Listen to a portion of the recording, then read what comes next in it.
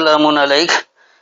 آج حج کے سلسلے کا تیسرا درس ہے، تو اس کے لیے آج سورہ الحج اور اس کی آیت نمبر 26 سے 33 تک دیکھ لیں، یعنی 22 کی 26 to 33۔ پہلے آپ کے سامنے مروجہ روایتی ترجمہ پیش کر دوں گا اور پھر اس کی حقیقی فہم تک پہنچنے میں جو وضاحتیں ہوں گی اسی میں آپ کو آپ کے سوالات کے جوابات بھی مل جائیں گے۔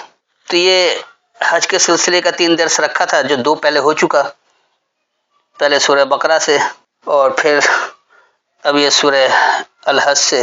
اور یاد کرو جب ہم نے ابراہیم کے لیے خانہ کعبہ کی جگہ ٹھیک کر دی، ہم نے حکم دیا کہ میرے ساتھ کسی کو شریک نہ کرنا اور میرا گھر پاک رکھنا، طواف کرنے والوں کے لیے اور قیام کرنے والوں اور رکوع کرنے والوں، سجدہ کرنے والوں کے لیے۔ یہ ہے مروجہ روایتی ترجمہ۔ اس کے حساب سے یہاں کہا جا رہا ہے کہ ابراہیم نے خانہ کعبہ کی جگہ ٹھیک کر دیا۔ خانہ کعبہ کس لفظ کا ترجمہ کر دیا؟ مکان البیت کا۔ کیا واقعی مکان البیت خانہ کعبہ کی جگہ کو کہا گیا؟ پھر یہ کہہ رہے کہ میرے ساتھ کسی کو شریک نہ کرنا، تو اس کا مطلب خانہ کعبہ کے علاوہ اگر کسی اور جگہ کو ٹھیک کیا جائے تو یہ بھی شرک ہو جائے گا۔ لہذا جو لوگ سعودیہ نہیں گئے وہ کیسے گھر کو ٹھیک کریں گے؟ اور پھر یہ بھی کہہ رہے کہ گھر کو پاک رکھنا، تو کس گھر کو پاک رکھنا ہے؟ اگرچہ وہ خانہ کعبہ ہے تو سعودیہ جانا پڑے گا، اور ہر آدمی سعودیہ جا نہیں سکتا، اور نہ سعودیہ جا کر وہ پاک کرنے کا کام کر سکتا ہے، اس کے لیے اسے سویپر کی نوکری ملے گی تو وہ کرے گا۔ پھر یہ بھی کہہ رہے کہ کس کے لیے صاف کرنا ہے؟ کہ طواف کرنے والے، قیام کرنے والے، رکوع کرنے والے، سجدہ کرنے والے۔ تو یہ انہوں نے 4 کیفیتیں بنا دی ہیں۔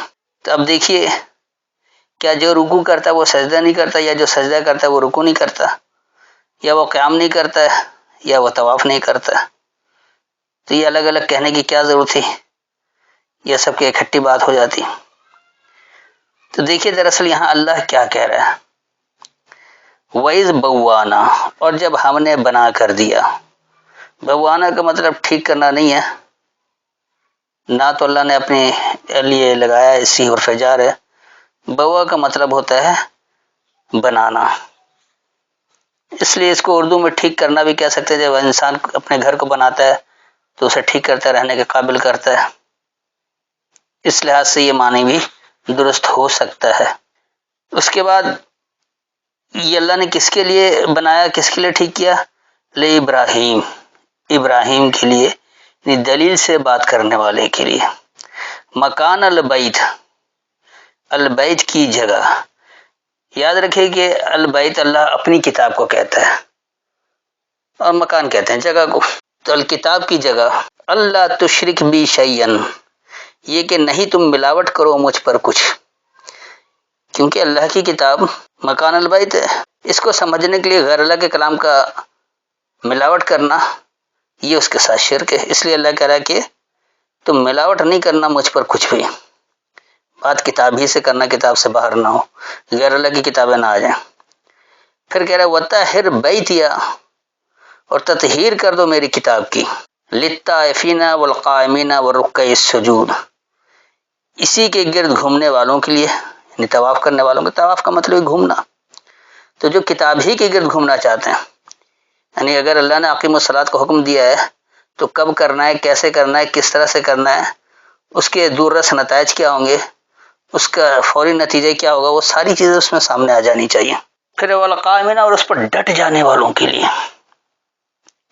والرکع السجود، یعنی فرما برداری کا میلان رکھنے والے۔ یہ رکع السجود جو ہے یہ مرکب توصیفی ہے، یہ الگ الگ نہیں ہے، تو فرما برداری کا میلان رکھنے والے کی۔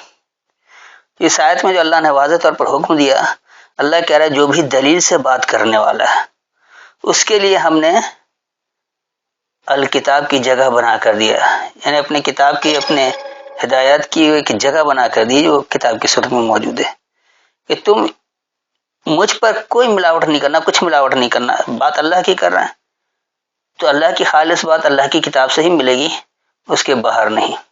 اگر کتاب کو سمجھنے کے لیے غیر اللہ کی کتاب کا سہارا لیا جائے تو یہ شرک ہو جائے گا۔ پھر اس کے بعد اللہ یہ بھی کہہ دے رہا ہے کہ تطہیر کر دینا، یعنی صاف ستھرا کر دینا میری کتاب کو، اسی کے گرد گھومنے والوں کے لیے، اس پر ڈٹ جانے والوں کے لیے، اور جو اسی کی فرما برداری کا میلان رکھتے ہیں کہ ہم اللہ کے احکام کو ماننا ہے، ہم اس کو سمجھیں گے، اسی کی فرما برداری اختیار کریں گے. تو یقینی سی بات ہے کہ کوئی مروجہ رکوع سجدہ نہیں ہے کہ اس طرح جھکو اور اس طرح ناک رگڑو تو رکوع اور سجدہ ہوگا. اس کے بعد آگے آئیے، اور لوگوں میں حج کا اعلان کر دو کہ وہ تیرے پاس پیدل اور دوبلی اونٹنیوں پر بھی آئیں، وہ آتی ہیں ہر دور دراز راستے سے.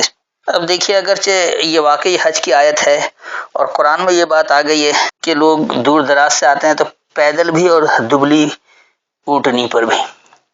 تو آج نہ لوگ پیدل جاتے ہیں حج کرنے، نہ دبلی اونٹنیوں پر جاتے ہیں، آج تو ہوائی جہاز پر جا رہے ہیں. تو اس آیت کی خلاف ورزی ہو گئی. ایسا تو نہیں ہونا چاہیے، اللہ کو پتہ ہونا چاہیے کہ بعد میں ہوائی جہاز بھی ایجاد ہو جائے گا. تو یہ کیا چیز ہے؟ آئیے اس کو بھی سمجھتے ہیں. وَأَذِّن فِي النَّاسِ، اور ضابطہ دے دو لوگوں میں. تو یہ لوگوں میں ضابطہ دینا ہے. کیا ضابطہ دینا ہے؟ بالحج، خاص حجت کا. کہ یہ جو بحث برائے دلیل ہے، حج ہے، حجت کیسے ہوگا؟ لوگوں میں اس حجت کا ضابطہ دے دو. یا تو کا رجالن، وہ دیں تمہیں ایک مضبوطی. وعلی کل ضامر، اور ہر ایک ضمیر والے پر. یہ ضامر جو ہے یہ پتلی دبلی اٹھنی نہیں ہے، بلکہ جو باضمیر افراد ہیں ان کی بات ہو رہی ہے. یا تینا، وہ دیں تمہیں من کل فج عمیق. اب دیکھیے، عمیق کہتے ہیں گہرائی کو، اور فج کہا جاتا ہے دو چیزوں میں کشادگی دینے کو. دو الگ الگ راستے ہیں، ان کو ملا کر کشادہ کر دیا جائے، یا دو چیزیں ہوں ان کو ملا کر کشادہ کر دیا جائے. تو اس لیے یہاں جو اللہ ہدایت دے رہا ہے اس کی جملے میں وضاحت ہوگی کہ اور لوگوں میں خاص حجت کا ضابطہ دے دو، وہ تمہیں مضبوطی دیں، اور ہر ایک ضمیر، یا آپ اس کو یہ کہہ سکتے کہ پوشیدہ خیال والوں پر، کہ وہ انتہائی گہرائی سے ہر دو چیزوں میں سے کشادگی دیں. تو دو چیزیں کیا ہے؟ اللہ کو ماننا، یعنی اللہ کی ہدایت کو ماننا اس کی کتاب کے ذریعے. اب یہاں لوگوں نے اللہ اور رسول دو نام الگ الگ رکھا دیا. اللہ کی ہدایت قرآن سے، اور رسول کی ہدایت کے لیے انہوں نے حدیثیں گھڑ رکھی ہیں. کوئی صحیح ستہ اور کوئی صحیح اربع کا دیوانہ ہے، اور اس طرح وہ اللہ کی کتاب میں شرک کرتے ہیں، ملاوٹ کرتے ہیں. تو دیکھیے اللہ کیا کہہ رہا ہے. اللہ کہہ رہا ہے کہ جو باضمیر افراد ہیں تو وہ تمہیں ایک مضبوطی بھی دیں گے، اور وہ انتہائی گہرائی سے دو چیزوں میں سے کشادگی بھی دیں گے. کہ کس طرح کشادگی کے ساتھ ان کو باہم ملا کر چلا جائے. کس لیے اگلی آیت اس کی مزید وضاحت کر رہی ہے، تاکہ وہ اپنے فائدوں کی جگہ موجود ہوں، اور وہ اللہ کا نام لیں مقررہ دنوں میں ذبح کرتے وقت ان مویشی چوپایوں پر جو ہم نے انہیں دی ہیں. بس ان میں سے تم خود بھی کھاؤ اور بدحال محتاج کو بھی کھلاؤ. اب کیونکہ بات یہ کہ ہمارے روایتی مترجمین نے روایتوں سے قرآن کو سمجھ رکھا ہے، کسی نے صحیح اربع کے سامنے رکھ کر، کسی نے صحیح ستہ کے سامنے رکھ کر ان آیتوں کو سمجھنے کی کوشش کی ہے. لہٰذا وہ بے ڈھنگی روایتیں جو پوری طرح فٹ بھی نہیں بیٹھتی ہے، ان عقائد کو اس پر مسلط کرنے کے لیے وہ باتیں زبردستی ڈال دی ہیں. اب دیکھیں یہاں بات کیا ہو رہی ہے. لیشہدوا منافع لہم، مشاہدہ کرنے کے لیے ان کے لیے جو نفع موجود ہے. وَيَذْكُرُوا اسْمَ اللَّهِ، اور وہ یاد دہانی لیں اللہ کی پہچان سے، فی ایام معلومات، معلوم دورانیے میں. یہ ایام معلومات کیا ہے؟ یہ پہلے ہی واضح کر چکا ہوں کہ ایام معلومات صلاۃ کا دو دورانیہ ہے. یہ آپ کو سیام میں بھی سمجھا چکا ہوں سورہ بقرہ سے، کہ یہ جو اللہ نے دو وقت صلاۃ دے رکھا ہے صبح شام، تو یہی ہے. یا تو آپ ان دو صلاتوں میں ہی بات سمجھ جائیں، نہیں سمجھتے ہیں تو اگلی صلات کا انتظار کریں. تو وہ جو یاد دہانی لیں گے اللہ کی پہچان اس دو دورانی میں جو صلات کا دورانیہ ہے، الا ما رزقہم من بہیمۃ الانعام، اس پر جو انہیں سامان نشوونما دیا گیا ہے نعمتوں کے بہم پہنچانے سے. تو بہم جو ہے وہ بہیمہ کا مادہ بہم ہے، اور بہم اردو میں تو ہمارے یہاں بہم پہنچانا یعنی کہ آپ کے سامنے لے آنا، آپ تک اس کی رسائی موصول ہوگا. اور ویسے بہم کے بنیادی معنی غیر قوت گویائی کو بھی کہا جاتا ہے، جو بولنے کی صلاحیت نہیں رکھتے. تو یہاں اللہ وہ بتا رہا ہے کہ من بہیمۃ الانعام وہ نعمتیں جو قوت گویائی سے محروم ہیں. تو رزق آپ کو اسی میں سے ملتا ہے جو قوت گویائی سے محروم نعمتیں ہیں. یقینی سی بات ہے اس میں کھانا پینا، پہننا اوڑھنا، زندگی میں مختلف مصرف میں استعمال ہونے والی چیزیں. پھر آگے اللہ کہہ کہ فَكُلُوا مِنْهَا، بس اس سے حاصل کر کے برتو، یعنی اس سے فائدہ اٹھاؤ. وَأَطْعِمُوا الْبَائِسَ الْفَقِيرَ، اور ضروریات زندگی دو برے تنگ دستوں. یعنی باعثہ بیسا اس کا مادہ ہے، بیسا کہتے ہیں برائی کو، اور فقیر انتہائی تنگ دست ہو گیا، مانگنے والا بن گیا. تو ہمارے یہاں ہر مانگنے والے کو فقیر کہتے ہیں، لیکن یہ ایسا تنگ دست ہے جو اپنی کفالت کی ذمہ داری بھی نہیں اٹھا سکتا. تو اس آیت میں جو واضح طور پر ہدایت ملی وہ اللہ بتا رہا ہے کہ وہ ان کے لیے نفع کی جگہ مشاہدہ کرنے کے لیے ہوں، اور وہ اللہ کی پہچان سے یاد دہانی لیں معلومات والے دورانیے میں. یعنی وہ جو مقررہ علم کا دورانیہ ہے، جیسے صلاۃ کا 2 دورانیہ ہے، اس میں وہ معلومات لیں، اس میں علم حاصل کریں، اس سے یاد دہانی لیں. اور کیا کہ اس پر جو انہیں سامان نشوونما دیا گیا قوت گویائی سے محروم نعمتوں سے، بس اس سے ہی حاصل کر کے برتیں اور برے تنگ دستوں کو ضروریات زندگی دیں. اس کے بعد آئیے اگلی آیت. پھر چاہیے کہ وہ اپنا میل کچیل دور کریں اور اپنی نظریں منتیں پوری کریں اور قدیم گھر بیت اللہ کا طواف کریں. اب دیکھیے کس چالاکی کے ساتھ نظر و نیاز کو اس میں گھسیڑ دیا گیا. یہاں بریلوی اور اہل حدیث چوک کھا گئے، یعنی کہ وہ سمجھ نہیں پائے کہ کس طرح بریلوی عقیدہ اس میں ڈال دیا گیا. خاص طور پر دیوبندی، اہل حدیث، تبلیغی جو نظر و نیاز کا قائل نہیں ہے، خاص طور پر اہل سنت افراد ہیں، تو ان کو کس خوبصورتی سے دھوکہ دیا گیا. اور یہاں نظر و نیاز کو سامنے کی منتیں بھی مانی جا سکتی ہیں جو خاص طور پر اہل تشیع کا طریقہ کار ہے. دیکھیے یہاں بات کیا ہو رہی ہے. ثم لیقضوا، پھر وہ مکمل کرنے کے لیے ہوں. قضیہ اس لفظ اسی سے نکلا، مکمل کرنا، پورا کرنا، فیصلہ ہو جانا. تفسہم، تفس کہتے ہیں اپنے میل کچیل کو، کثافت کو، جو بھاری پن ہے. تو پھر وہ مکمل کریں اپنا بھاری پن، یعنی اپنی کثافتیں. وَلْيُوفُوا نُذُورَهُمْ، اور وہ پورا کرنے کے لیے ہوں جو انہیں پیش کیا گیا. نظر کہتے ہیں پیش کرنے کو، تو نظیر پیش کرنے والا کہتا ہے. نذورہم جمع کا صیغہ، انہیں جو پیش کیا گیا وہ مکمل کریں. وہ کیسے مکمل ہوگا؟ وَلْيَطَّوَّفُوا بِالْبَيْتِ الْعَتِيقِ، یعنی وہ طواف کریں بیت عتیق کا. تو بیت پہلے بتا چکا ہوں کہ البیت اللہ اپنی کتاب کو کہتا ہے، اور عتیق اس کو کہا جاتا ہے جس پر کوئی ذہنی و جسمانی غلبہ نہ ہو. اس آیت میں جو اللہ نے وضاحت دی ہے وہ بتایا کہ پھر ان کی کثافتیں مکمل کرنے کے لیے ہوں اور انہیں پیش کریں پورا دینے کے لیے، اور وہ اس کتاب کا جس پر ذہنی و جسمانی غلبہ نہ ہو طواف کرنے کے لیے ہوں. تو یقینی سی بات ہے یہ جو کتاب کے گرد طواف جو ہے وہ صلاۃ کے ہی ذریعے ہوتا ہے جب اس میں حج کرتے ہیں. اب آگے آئیے، یہ ہے حکم، اور جو شعائر اللہ کی تعظیم کرے بس وہ تعظیم اس کے رب کے نزدیک اس کے لیے بہتر ہے. اور تمہارے لیے مویشی حلال قرار دے دیے گئے ہیں ان کے سوا جو تم پر پڑھ دیے گئے، سنا دیے گئے. بس تم بچو، کنارہ کش رہو بتوں کی گندگی سے، اور بچو جھوٹی بات سے.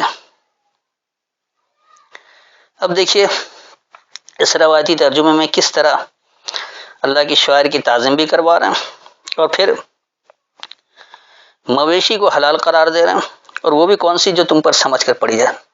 تو آج تو کوئی مویشی سمجھ کر نہیں پڑی جاتی ہے. کیسے مویشیوں کو سمجھ کر پڑتا ہے؟ یا اللہ نے کسی کا نام لے رکھا ہے کہ فلاں فلاں مویشی کھو؟ اگر ایسا ہے تو کوئی آیت پیش کر دے. پھر یہ کہہ رہے ہیں کہ بتوں کی گندگی سے بچو.